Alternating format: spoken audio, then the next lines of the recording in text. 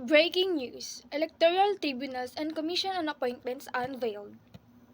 We bring you news regarding the electoral tribunals established for the Senate and the House of Representatives. These tribunals serves as the sole judges in contests related rather to the elections, returns, and qualifications of senators and members of the House of Representatives. The Senate Electoral Tribunal or the SET handles contests pertaining to the elections, returns, and qualification of senators, while the House of Electoral Tribunal, the HRET, addresses contests involving members of the House of Representatives. This ensures a fair and impartial process of resolving electoral disputes. The composition of the electoral tribunals is as follows: three Supreme Court justices designated by the Chief Justices with the senior justices serving as the chairman, six members from the Senate or House chosen on the basis of proportional representation from political parties. The electoral tribunals are constituted within 30 days after the Senate and the House have been organized with the election of the President and the Speaker. As stated in Section 19, Article 6, member chosen enjoys security of tenure and cannot be removed solely based on temporary change of party affiliation. Section 18, Article 6 of the Constitution establishes the Commission on Appointments, which consists of the President of the Senate as the ex officio chairman, 12 senators, and 12 members of the House of Representatives. The election of these members is based on a proportional representation from political parties and parties or organizations registered under the party list system represented in each house. The chairman of the commission does not vote except in the case of a tie. The commission acts on all appointments submitted to it within 30 session days of the Congress from their submissions. Rulings are made by majority vote of all the members, ensuring a fair and comprehensive decision-making process. The composition of the Commission on Appointment is as follows: Senate President as the ex officio chairman who does not vote except in the case of a tie, 12 senators and 12 members of the House of Representatives. This composition ensures a diverse representation within the commissions, providing a platform for fair and inclusive decision-making on appointments. The electoral tribunals and commission on appointments play a crucial role in upholding the integrity of our electoral process and ensuring the smooth functioning of our democratic system. Stay tuned for more updates on the activities and decisions of these important bodies as they continue to shape the governance for our nations. In recent development, we bring you news regarding the constitution of the Commission on Appointments. As per Section 19, Article 6 of the Constitution, the Commission is established within 30 days after the organization of the Senate and the House of Representatives following the election of the President and the Speaker. This ensures the timely formation of the Commission to carry out its crucial function. Legislative inquiries and oversight functions. We shed light on the powers of the Congress regarding legislative inquiries and oversight functions. As per Section 21, Article 4 of the Constitution, both of the Senate and the House of Representatives, along with their respective committees, have the power to conduct inquiries in aid of legislation. These inquiries are conducted following duly published rules of procedures, ensuring that the rights of individuals involved are respected. This empowers Congress to gather relevant information and insight to inform the legislative process. In another important update, we present a comparison between legislative inquiries and the question are as outlined in the Constitution. Legislative inquiries governed by the Section 21, Article 6 focus on aiding legislation and allow any person to appear upon subpoena. On the other hand of the question are, as per Section 22, Article 6 pertains to matter concerning heads of departments. The appearance of executive officials is generally mandatory during legislative inquiries, while in the question R, their appearance can be requested or made upon the executive official's volition with the consent of the President. Moreover, we bring you news on the concept of congressional oversight. This powerful tool grants Congress the authority to engage in activities that enhance its understanding and influence over the implementation of legislation it has enacted. Through oversight, Congress can effectively monitor and provide guidance on the implementation of laws to ensure they achieve their intended goals. Stay tuned for more updates on the dynamic legislative activities and the exercise of congressional oversight as Congress continues to shape the governance of our nation. Power of Congress to declare existence of a state of war, Section 3, Article 6. The Congress, by a vote of two-thirds of both houses in joint session assembled, voting separately, shall have the sole power to declare the existence of a state of war. In times of war or other national emergency, the Congress may, by law, authorize the President for a limited period and subject to such restrictions as it may prescribe, to exercise powers necessary and proper to carry out a declared national policy, unless sooner withdrawn by resolution of the Congress, such power shall cease upon the next adjourn thereof. Appropriations Law, Section 24, Article 6. All appropriation, revenue, or tariff bills, bills authorizing increase of the public debt, bills of local application, and private bills shall originate exclusively in the House of Representatives, but the Senate may propose or concur with amendments. Kinds of appropriations: annual or general appropriation. The General Appropriation Bill is more popularly known as the budget. Special or supplemental appropriations, it specifies the purpose for which it is intended and shall be supported by funds actually available as certified by National Treasurer, or to be raised by corresponding revenue proposal therein. Specific appropriations, one which set aside a named sum of money for the payment of a particular expense, and continuing appropriation, one which provides a definite sum to be always available from year to year, without the necessity of further legislative action. Meaning of other bills. Appropriations bill, the primary and specific aim of which is to make appropriations of money from the public treasury. Revenue bill, one, the primary and specific purpose of which is to raise revenue. Tariff bill, as used in the Constitution, it has reference to one imposing customs duties for revenue purposes. Bill authorizing increase of the public debt, one which creates public indebtedness such as a billing providing for the issuance of bonds and other forms of obligation. Bill of local application, one affecting purely local or municipal concerns like one creating a city or municipality or changing its name. Private bill, one affecting purely private interests, such as one granting a franchise to a person or corporation, or compensation to a person for the damages suffered by him for which the government considered itself liable. Process of lawmaking. Requirements as to bills. Section 26, Article 6, as the titles of bills. Every bill passed by the Congress shall embrace only one subject, which shall be expressed in the title thereof.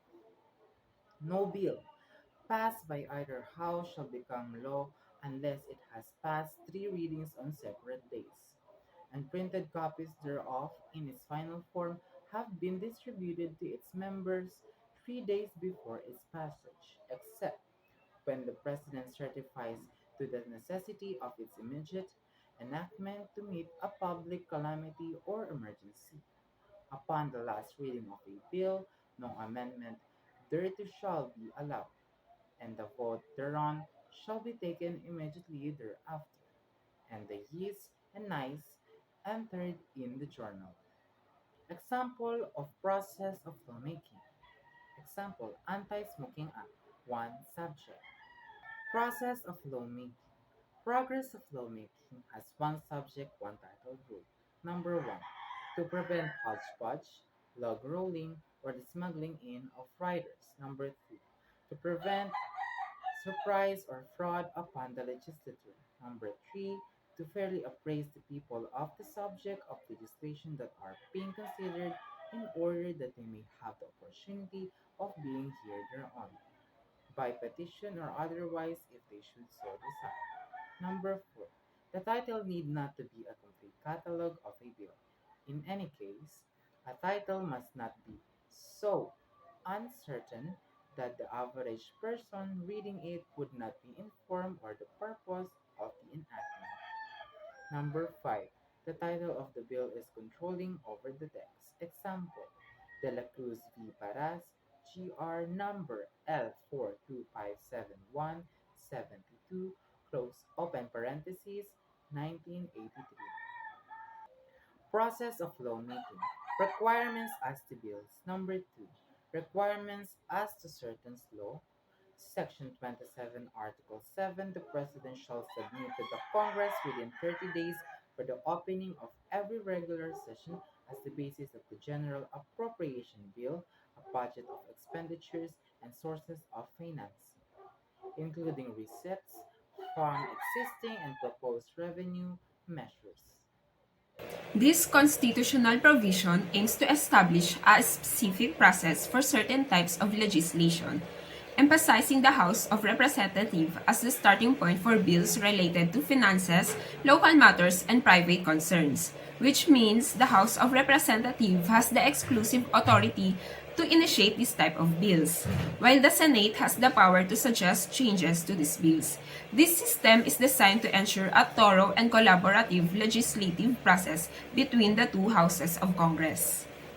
This means that the legislative branch cannot allocate more funds than what the President has recommended in the budget for the operation of the government. This provision emphasizes that every enactment included in this bill must be directly related to a specific allocation of funds mentioned in the budget to prevent the misuse of funds for purpose other than those for which they were allocated.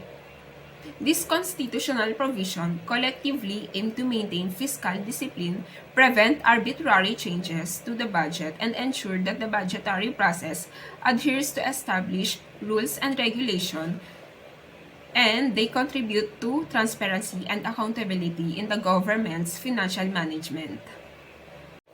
This provision emphasizes that the process of approving appropriations for the Congress should be conducted in a manner consistent with the procedure for approving budgets for other government departments and agencies. In this way, it promotes fairness and uniformity in the budget approval process, ensuring that all branches and agencies of the government are subject to similar rules and scrutiny when it comes to financial matters. Thus, any special appropriation bill must clearly state the intended purpose for which the allocated funds are to be used to ensure transparency and accountability in the use of the public funds. Additionally, the bill must be supported by funds that are either available or will be raised through a specified revenue source mentioned in the bill. This provision states that a law cannot be passed that allows the transfer of funds from one budget item to another. The general principle is that appropriations are fixed and should be spent as allocated. However, there are exceptions for specific high-ranking officials, including the President of the Senate, the Speaker of the House of Representatives, the Chief Justice of the Supreme Court, and the heads of constitutional commissions. These officials may be authorized by law to augment funding for any item in the general appropriations for their respective offices. This augmentation is allowed, but it must come from savings in other items of their respective appropriations. On the other hand, discretionary funds are funds allocated for specific officials that they have some discretion in using, meaning they have some flexibility in how the funds are spent. Discretionary funds are only used for public purposes, emphasizing that they should serve the public interest and not personal or private interest. Any disbursement or discretionary funds must be supported by appropriate vouchers. The vouchers are documents that provide evidence of legitimacy of a transaction, helping to ensure transparency and accountability in the process of public funds. The use of discretionary funds is subject to guidelines prescribed by law. This ensures that there are clear rules and regulations governing the disbursement of such funds. If for any reason the Congress is unable to pass the General Appropriations Bill for the upcoming fiscal year by the end of the current fiscal year, a contingency plan is activated. In the absence of a new budget, the General Appropriation Law from the preceding fiscal year is automatically considered reenacted. This means that the budget allocation, priorities, and spending limits from the previous fiscal year are extended and continue to be in effect. The reenacted budget remains in force and effect until such time that the Congress successfully passes the General Appropriation Bill for the current fiscal year. Once a new budget is approved, it replaces the reenacted budget. This provision serves as stopgap measure to prevent a government shutdown or financial crisis in case that the Congress is unable to pass a new budget before the start of the fiscal year. It ensures the continuity of government operation by allowing the previous year budget to remain in effect temporarily until a new budget is enacted. Budget refers to a detailed financial plan that outlines the government proposed revenues and expenditures for a specific period, usually a fiscal year.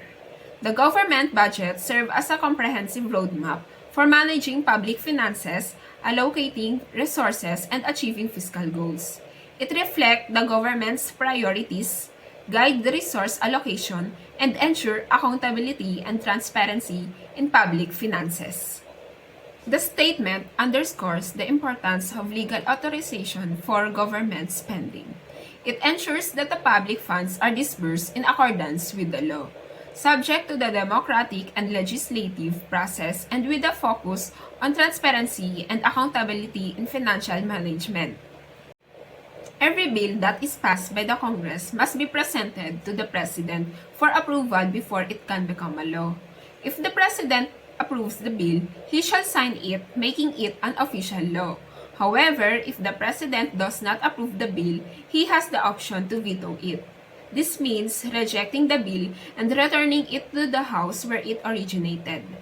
When the President vetoes a bill, he must provide his objection to the House where the bill originated. The House then enters the objection in its journal and proceeds to the reconsideration of the bill. If upon reconsideration, 2/3 of the members of the House agrees to pass the bill despite the President's objection, it is sent to the other House. The other House also needs to reconsider the bill, and if approved by 2/3 of its members, the bill becomes a law, overriding the President's veto. Votes in each House, both during the initial passage and reconsiderations, are determined by those in favor and those against. The name of members and how they voted are recorded in the journal of each House, ensuring transparency in the legislative process. The President is required to communicate his veto any bill to the House where it originated within 30 days of receiving the bill. If the President fails to communicate his veto within the specified timeframe, the bills become automatically a law, as if he had signed it. In summary, this process outlines the checks and balances in the legislative system, ensuring that a bill requires the approval of both legislative and executive branches before becoming a law. The provisions also allows for potential override of the President's veto if a significant majority in both houses supports the bill. 2. Requirements as to certain laws. Section 27, Article 6.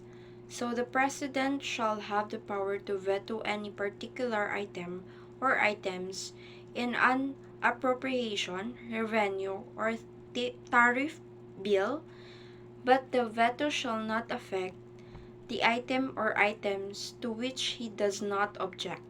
So, the President can only use the power on specific types of bills, the appropriation, the revenue, and the tariff. So, it allows the President to reject specific parts within these bills instead of rejecting the entire bill. Think of it like editing a grocery list. The President can remove the certain items they don't like but still approve the rest of the list. So, if the President uses a line item veto, only the rejected parts are affected. The rest of the bill with the approved items still becomes law. So, Section 26, Article 6. No bill passed by either House shall become a law unless it has passed 3 readings on separate days, and printed copies thereof in its final form had been distributed to its members 3 days before its passage. Upon the last reading of a bill, no amendment thereto shall be allowed, and the vote thereon shall be taken immediately thereafter, and the yeas and nays entered in the journal. So, this part of the Philippine Constitution, the Section 26, Article 6, outlines key steps for ensuring a thoughtful and transparent lawmaking process. So, every bill must be discussed and voted on 3 times with separate days in between each reading. This allows for time for legislators to review the bill, gather feedback, and potentially make changes. So, before the final vote, lawmakers receive printed copies of the bill in its final form. This ensures everyone has a clear understanding of what they're voting on. So once a bill reaches its final reading, there can be no further changes or addition. This ensures a clear final visions in being voted on and prevents last-minute alterations. Progress of lawmaking. So, 3 ways for the bill to become a law. So, first, when it is approved by the President. Second is when the vote of the President is overridden by a two-thirds vote of all the members of both houses. And the last one is upon failure of the President to veto the bill and to return it with his objections to the House where it originated within 30 days after the date of receipt. The proposal. A proposal, suggestion, idea regarding a certain matter from the President, government's agency, private citizen interest groups, and legislature. So a bill filed in the House of Representatives will be labeled as HB, while a bill filed in the Senate will be labeled as SB. So there are 3 readings. The first reading, the reading of title or authors, referral to appropriate committee. Second reading, sponsorship, period of debate, period of amendments, and remember, members vote if approved and will schedule for third final reading in this calendar of bills. Then the last one, the third reading, distribution of bill in final form, no amendments allowed, and roll call vote is called. So in 3 readings, we have 10 steps.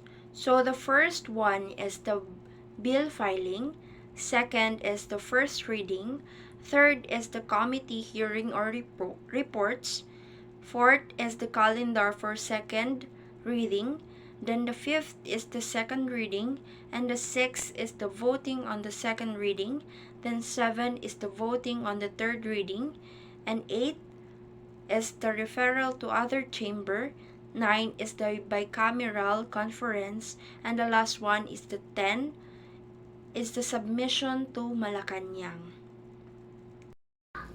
The process of presidential action on a bill involves several key steps. After both houses of Congress, the Senate and the House of Representatives have passed the bill, it is transmitted to the office of the President for review. The President's legal and policy advisors scrutinize the bill to ensure its constitutionality and alignment with the administration's agenda and priorities. This assessment considers the potential impact of the proposed law on various sectors and its consistency with existing laws. If the President approves the bill, they affix their signature, signifying their consent for it to become law. This act is often accompanied by a formal ceremony where the President signs the bill in the presence of key stakeholders and members of the media. Once signed by the President, the bill officially becomes a law. It is then published in the official gazette or a relevant official publication to inform the public of its enactment. The process of lawmaking involves several stages, beginning with the proposal of a bill or resolution and culminating in its enactment into law. A bill is a proposed law that, if enacted, it will have a general application to the public. It may involve matters such as taxation, public policy, or the regulation of certain activities. Bills can originate from either the Senate or the House of Representatives. Next is a resolution. A resolution is a formal expression of the sentiment or will of either the Senate or the House of Representatives on a particular matter. Resolutions may be used to express congratulations, condolences, or support for specific causes. They do not have the force of law and do not require the President's approval. So how about the rule of taxation? In the Philippines, Section 28, Article 6 of the Constitution outlines the rule of taxation, which serves as a fundamental principle guiding the government's authority to impose taxes. This section stipulates that the rule of taxation shall be uniform and equitable, highlighting two key principles. First is uniformity. This principle requires that taxes be applied uniformly across similar classes of taxpayers or properties. It ensures that individuals or entities with similar economic capacities are subject to similar tax burdens. However, uniformity does not necessarily mean that all taxpayers pay the same amount. Rather, it emphasizes fairness and consistency in the application of tax laws. The second one is equity. Equity in taxation emphasizes fairness and justice in the distribution of tax burdens. It recognizes that individuals or entities with higher incomes or greater wealth should bear a proportionally higher tax burden than those with lower incomes or less wealth. Equity also takes into account the ability of taxpayers to pay taxes without causing undue hardship. These principles guide policymakers and lawmakers in crafting tax laws and regulations to ensure that the tax system promotes economic growth, social justice, and fiscal sustainability. Adhering to the rule of taxation outlined in Section 28, Article 6 of the Constitution helps maintain the integrity and legitimacy of the Philippine tax system. Section 28, Article 6 of the Philippine Constitution outlines specific entities and transactions exempted from tax.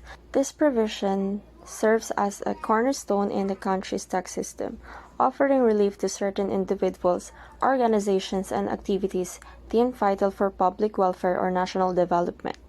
Exemptions under this section typically encompass government entities, charitable institutions, educational institutions, and specific industries crucial for economic growth and stability. These exemptions play a pivotal role in fostering socioeconomic progress by incentivizing investments, promoting philanthropy, and supporting key sectors essential for nation building. Therefore, understanding and properly applying the provisions of Section 28, Article 6 is critical for ensuring equitable tax administration and advancing the Philippines' overall development agenda. Section 29, Article 6 of the 1987 Constitution pertains to the power of Congress to approve appropriations. It states that no money shall be paid out of the Treasury except in pursuance of an appropriation made by the law. This provision underscores the principle of legislative control over public funds, ensuring that expenditures are authorized through enacted legislation. So let's talk about the Section 30 and Section 31 of Article 6. It pertains to the legislative powers of the Congress. Section 30 outlines the procedure for enacting laws. It specifies that bills may originate from either the House of Representatives or the Senate, except for appropriation bills, which must exclusively originate from the House of Representatives. Section 31 deals with the approval process for bills. It states that bills passed by one house should be transmitted to the other for concurrence. If the other house makes amendments, the bill shall be reprinted and returned to the originating house for approval of the amendments. If both houses cannot agree on the amendments, a conference committee may be formed to reconcile differences. These provisions are fundamental to the legislative process in the Philippines, ensuring that laws are deliberated, reviewed, and approved in a systematic manner by both houses of Congress. Section 32, Article 6 of the Philippine Constitution pertains to the creation and composition of the Commission on Appointments. It outlines the structure and function of the CA, which is responsible for confirming or rejecting certain appointments made by the President, among the other duties related to appointments and confirmations in this government. Lastly, initiative and referendum. Initiative and referendum are mechanisms of direct democracy that allow citizens to directly participate in the lawmaking process. Initiative This allows citizens to propose new laws or amendments to existing laws. If a certain number of eligible voters sign a petition in support of the proposed measure, it may be placed on the ballot for a public vote. If approved by the majority of voters, the proposed law or amendment is enacted. For referendum, this allows citizens to vote directly on a proposed law or policy that has already been passed by the legislative body, such as the Congress. If a certain number of eligible voters sign a petition to challenge the law or policy, it is put to a public vote. If the majority of voters reject the law or policy, it is repealed. These mechanisms provide avenues for citizens to have a more direct influence on legislation and government decisions, bypassing the traditional legislative process to some extent.